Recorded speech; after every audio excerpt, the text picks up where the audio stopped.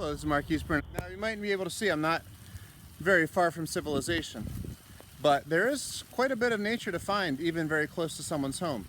On a slightly earlier version of this video, I tried to take my dog along with me, but he really wasn't having any of it. He's an old boy who really just wanted to spend some time in the water and then flaunted in my face when he was done. Now, as far as what you want to encourage your students to do, that's really at your discretion. I think they should be accompanied by an adult. They should not be handling any animals. We don't know what they're necessarily going to be grabbing. This particular time, I'm looking for amphibians because the space behind me is an excellent spot. There's actually a road that's shut down where salamanders are able to cross, and I hope we'll be able to see some tonight. Of course, I will also need to bring a change of clothes. It's now dark, but it is still raining. While I'm walking, I might as well add that this activity is connected to my book, Are They the Same?, as well as Home is Where My Habitat Is, which are both available through the National Science Teaching Association's website. This activity is a complement to the hands-on activities that you might find within this enhanced ebook. In this area, I'm only hearing pickerel frogs.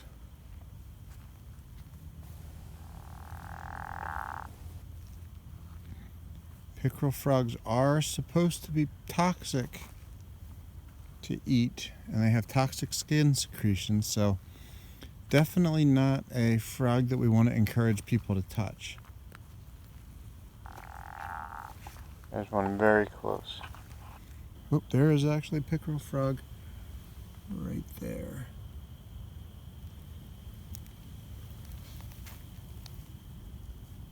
You can see those. So there is a perfect example of a pickerel frog. These are the ones that have been calling.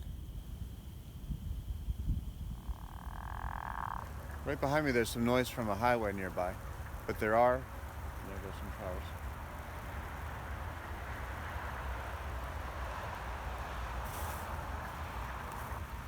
But there are some wood frogs calling behind me. I kind of hear them a little bit.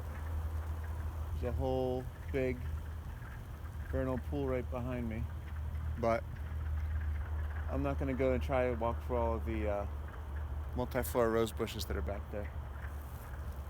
Now, the reason why you're having probably a little bit of trouble seeing me, I definitely don't look very clear, is because the light I'm using is a very low light. We only use low light levels because a higher light will disturb the amphibians, and I really don't want to bother them. I can still see the ground. I can still see where there might be any frogs and salamanders, and I hope we'll find some and get some close-ups where you'll see much better video quality. Of course, I would not recommend collecting any of these animals because a lot of them are protected by state laws. Still, this gives students and teachers and parents a perfect opportunity to enjoy the nature that's near us. Wow, you can really just get an idea of how abundant the spring peepers are, which is actually a very good thing because of the amphibian decline in so much of the world. It's actually wonderful to know that there are so many frogs right here in this part of New Jersey.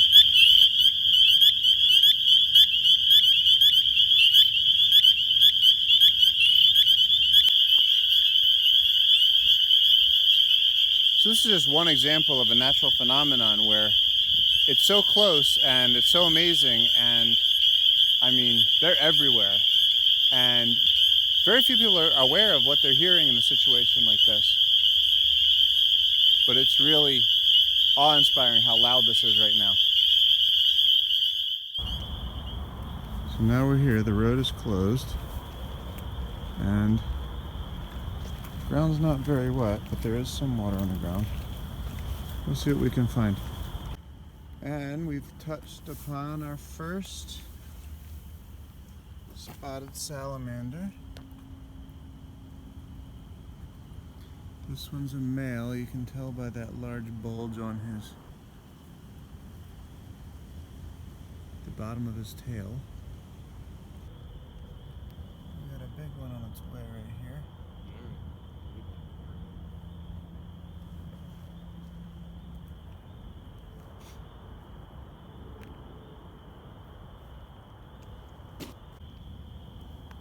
Here we have number 3.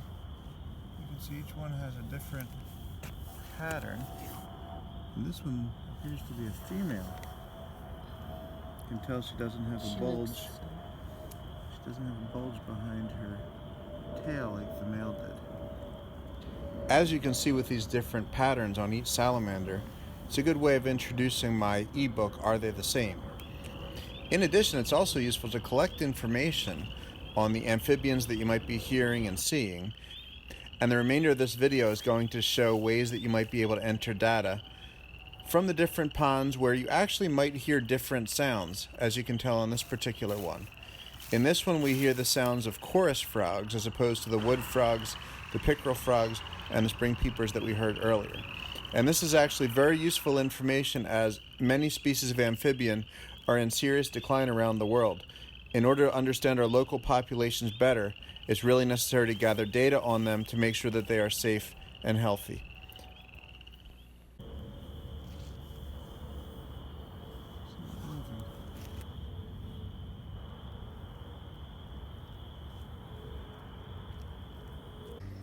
This portion of the video I wanted to devote to ways you might either be able to access or share your own information. The first website that I wanted to show is HerpMapper, which does gather information from reptile and amphibian species around the world. Of course, snakes, lizards, turtles, crocodilians are reptiles, and frogs, toads, salamanders, newts are amphibians. Now, here's what I can do. I can look at different species. Not only can I compare the species that I've found, I might want to actually look at some of the species that have been seen recently. Salamanders, as you'll see, they are largely distributed across North America. This is the hot spot of the diversity of salamanders, is in the Appalachian Mountains, especially in the southern part. If I look closely, this area here would be the hotspot of biodiversity in the world for salamanders. There's more species of salamander in that part of the United States than there's anywhere else in the world. We can also see the distribution of salamanders when they're viewed. You see that they tend towards the spring and the fall, not so abundant in the summer, not so abundant in the winter, although red-bellied or red-backed salamanders will be out during the winter months as well. They seem to be able to handle cold temperatures fairly easily. Recent records, we can view all records. You can see different kinds of salamanders. But if I wanted to go to recent records here, and I wanted to, I could either search for data. Let's say I wanted to say spotted salamander. I can now find records of where it was found, let's say in the United States, and then I search. I find all sorts of records of the spotted salamander, and I can find different locations. I can actually even see the pictures. Here's an example of eggs from a spotted salamander. In Wisconsin, they were spotted. There we see a spotted salamander, very much like the ones that I also was able to see. We can also see much more comprehensive data about when they are sighted. As you see, according to this graph, spotted salamanders across their range are spotted very heavily, are seen very heavily in March. That's when they come out to lay their eggs. They go back under logs to hide. Sometimes they'll come out in the fall months, but they're not nearly as common as they are in the spring. Now I could look at another species. If I wanted to look at, instead of the spotted salamander, maybe I want to look at the marbled salamander. Also in the United States, that's where they live.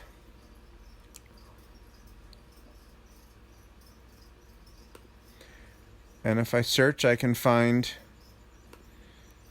this one was seen in Mississippi. But if I also click on the species, I can see now the marbled salamander generally lays its eggs in the fall. Very obviously, they come out in October. whereas they may be available, you may see them in the spring, but since they nest in the fall, they're much more abundant in the fall. Just some information you could look at with these different species. You get an idea of their distribution among different states, and then all of the different sightings. You can compare the pictures of what they look like from one location to another. Just a great resource for data in general on HerpMapper. Another possible place to look is iNaturalist. And in this case, they're supported by National Geographic. They're supported by the California Academy of Sciences.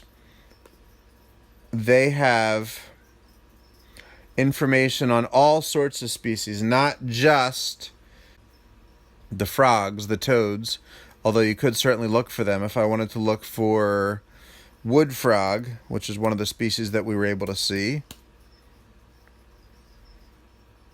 view observations. Wood frogs are found throughout the northern areas of North America.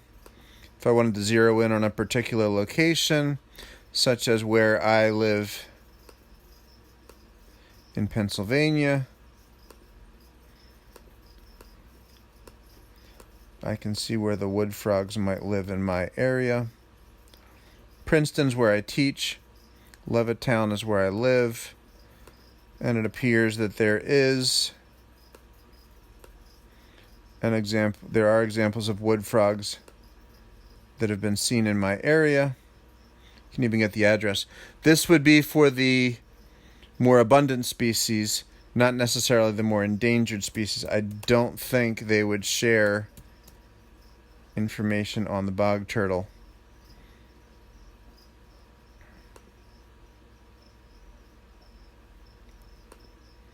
Unless they are in protected areas.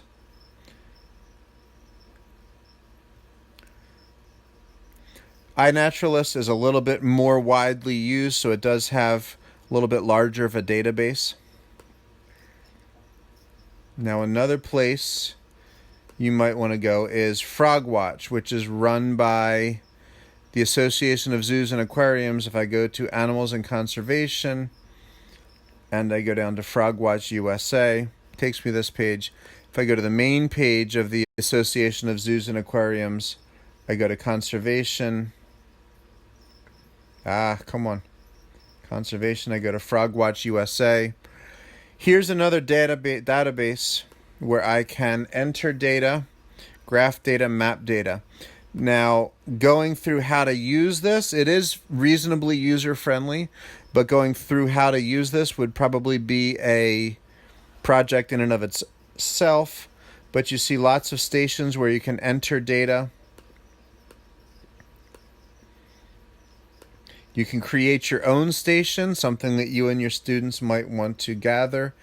And it's really, this is very frog specific. So iNaturalist is very much everything that's living, from animals to plants to fungi. HerpMapper is very much reptiles and amphibians, not so much other species. FrogWatch is very specifically frogs. We have ways of checking out the data from other people. You also may enter your own data if you want to create a station. You have that option. You can select from other stations. You have that option. You can also look on the map. Nice thing is you're able to graph data on this website as well. You're able to look at map data, specifically looking at frogs in this particular case. Very nice, very useful resource.